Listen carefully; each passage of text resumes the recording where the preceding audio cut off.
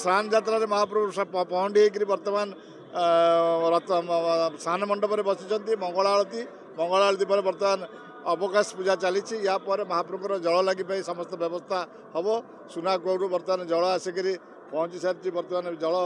ये घरे रही जाइए बर्तमान 12:30 भितर महाप्रभुर जल लगे व्यवस्था करा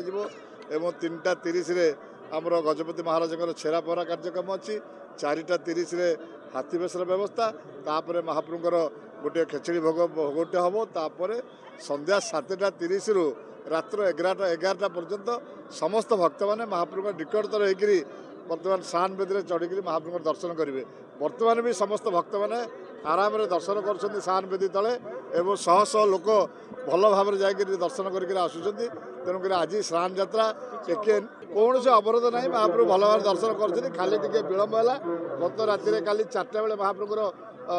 चौठी होम सैला बालिया जाकर पुणी गाधे पाधे आसला बेलू डेरी है ना समस्त कार्य शांति श्रृंखला सहित चली हाथीवेश 11टा हाथीवेश 4:30 आरंभ हम महाप्रभु हाथीवेश से भोगटी हम से खेचड़ी भोग सैला पर से दर्शन